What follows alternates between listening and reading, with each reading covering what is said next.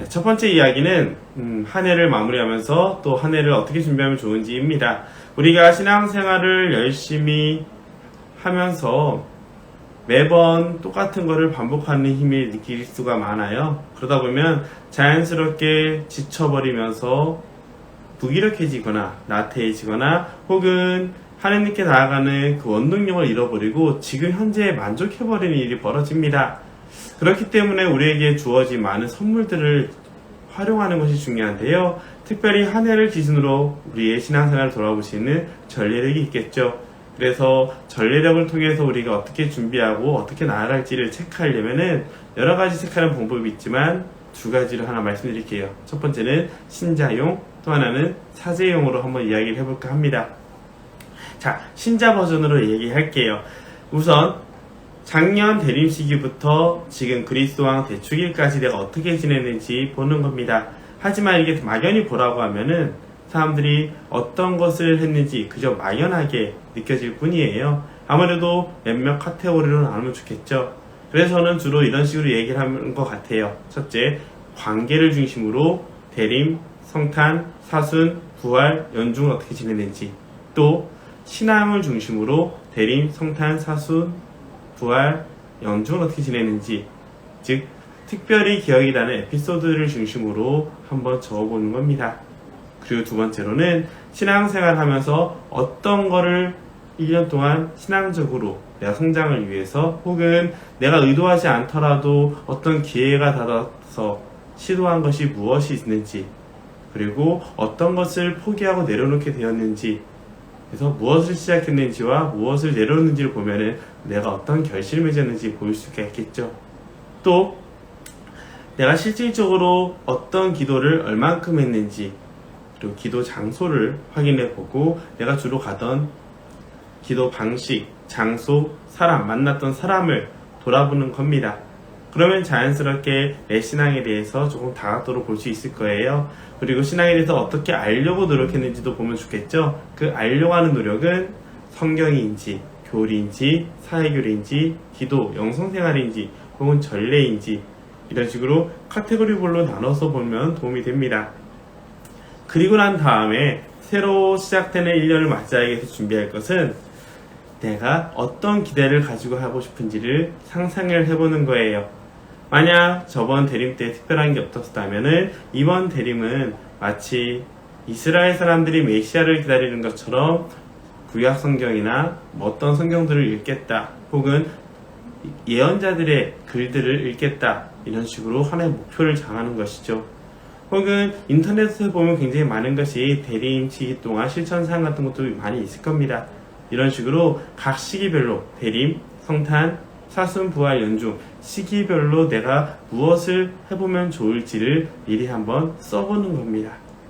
두 번째 방법은 이런 것도 있겠죠. 내가 무엇을 시작하고 무엇을 포기한 것이 있다면 이걸 왜 포기했는지, 그리고 새로운 걸 시도했을 때 어떤 거를 결심했는지 보고 그것을 더 확장시키는 방법도 있겠고요. 혹은 무언가 하나를 접는 방법도 있겠죠. 나의 한계를 깨달은 만큼 한 걸음만 더 나아가지 너무 깊이 들어가지 않도록 조심하는 노력이 필요합니다.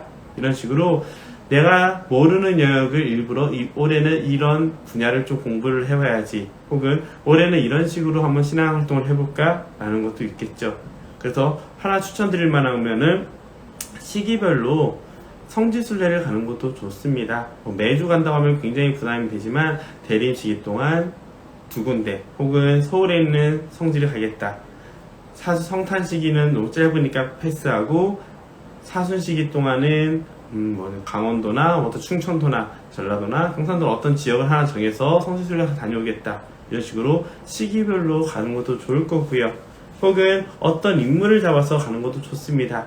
예를 들어서 김대건 신부님, 그는 끝나게 됐지만 김대건 신부님의 발자취를 한번 올해 1년 동안 따라 걸어가 보겠다라고 해서 가는 것도 괜찮겠죠.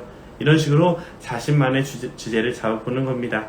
그리고는 내가 작년에 했던 것과 달리 올해 내가 꿈꾸는 것을 조금씩 구체적으로 써보면서 노력해 보는 것이죠.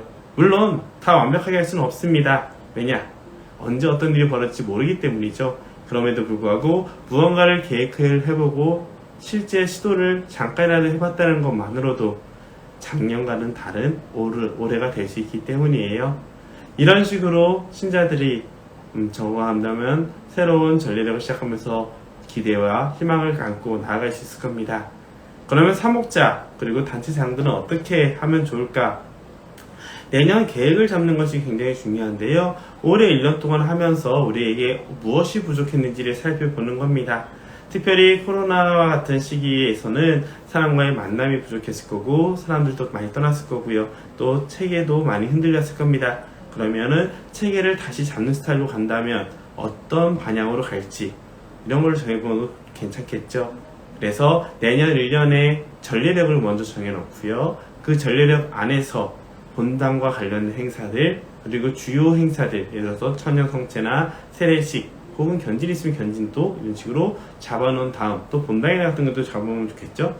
이렇게 해보는 다음 남은 시간이 거의 한 45주 정도 남았을 거예요. 40주에서 45주 사이. 그럼 이거를 어떻게 진행을 하면서 우리 조직이 이상하네요. 우리 단체, 공동체를 더 많은 사람들을 맞이할 준비를 할지 아니면 더 많은 사람이 함께 어울릴 수 있는 자리를 만들지 이런 식으로 스토리를 짜보는 겁니다.